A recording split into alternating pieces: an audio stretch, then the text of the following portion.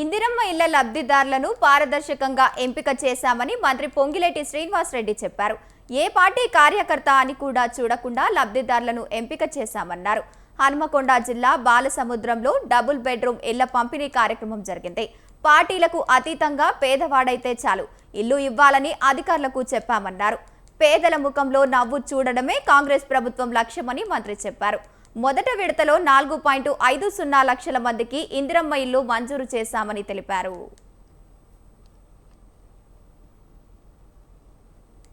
ఈ ప్రభుత్వం వచ్చిన మొదటి రోజు లగాయితూ అది ఉచిత ఆర్టీసీ బస్ కావచ్చు, పేదవాడి ఇంటికి 200 యూనిట్లు ఉచిత కరెంటు కావచ్చు, పేదవాడికి జబ్బు చేస్తే రాజీవ్ ఆరోగ్యశ్రీ కార్యక్రమం ద్వారా 10 లక్షల రూపాయలు ఉచిత వైద్యం కావచ్చు, పేదవాళ్ళకి 500 రూపాయలకే గ్యాస్ మద్దతు కావచ్చు, ఇందిరమ్మ ఇళ్ళు 5 లక్షల రూపాయలతో రాష్ట్ర వ్యాప్తంగా మొదటి విడత 4.5 లక్షల ఇళ్లు కావచ్చు.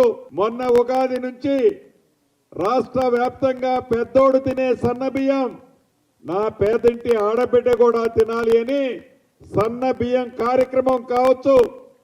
10 సంవత్సరాలలో రేషన్ కార్డు కొత్తది ఇవ్వటం కానీ, ఉన్న పాత రేషన్ కార్డులో బిడ్డ పుట్టినా కోడలు వచ్చినా ఆ పేర్లు కూడా ఆనాడు పాత కార్డులో చేర్చలేదు.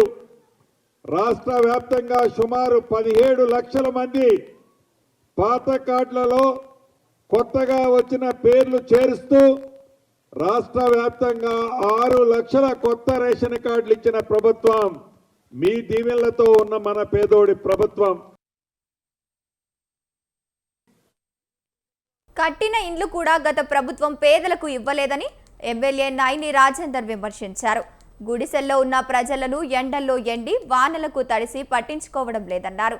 దానికి తోడు ఒక్కరికి వద్ద కూడా భారీ డబ్బులు వసూలు చేశారని ఆరోపించారు. బాధితులు ముందుకొస్తే డబ్బులు తీసుకుని వారి నుంచి వసూలు చేయించి ఇప్పిస్తామని ఎమ్మెల్యే అన్నారు. ఇలా వాస్తవాన్ని చెప్పాలంటే ఇవి కట్టించినవన్నీ కూడా టీఆర్ఎస్ ప్రభుత్వమే, దానికి కాదు అని మేము అనట్లే. వారు కట్టిన దాన్ని మేము ఏదో చేస్తామని అనుకోవట్లే. కానీ కట్టిన వాళ్ళు కట్టి దానిని ఇన్ని ఏళ్లకేళ్ళు ఎందుకు ఇయ్యలేకుండా వారిని అందరినీ వాటి చూసుకుంటూ ఆ గుడిసెలల్లా వర్షానికి ఎండకెండి వర్షాన్ని కలుసుకుంటూ పోతుంటే మాత్రం బాధ అనిపించింది. దానికి తోడు అందులో కొందరు దళారులు కూడా ఒక్కొక్కరి దగ్గర 3 లక్షలు కలెక్ట్ చేసి సందర్భాలు ఉన్నాయి. ఇచ్చిన బాధితులు కూడా ఉన్నారు. వాటిని ఎక్కడైతే ఇస్తే మీకు ఎప్పుడో రావాల్సిన అప్పుడే కనుక ఇస్తే 2000 మంది దగ్గర వసూలు చేయొచ్చు దగ్గర నాకు తెలిసి. వాళ్ళందరూ వచ్చి మిగతా వసూలు చేసిన వాళ్ళ మీద పడతారని చెప్పి కొందరు నాయకులు వారికి ఇవ్వకుండా ఇట్లనే పబ్బం గడుపుకుంటూ ఇవాళ స్టార్ట్ అవుతుంది. ఇక డబ్బులు ఎవరెవరైతే ఇచ్చిండ్రో ఎవరెవరైతే తీసుకున్నారో వాళ్ళ దగ్గర నుంచి డబ్బులు మీకు తప్పకుండా ధైర్యంగా కనుక మీరు ముందుకు వస్తే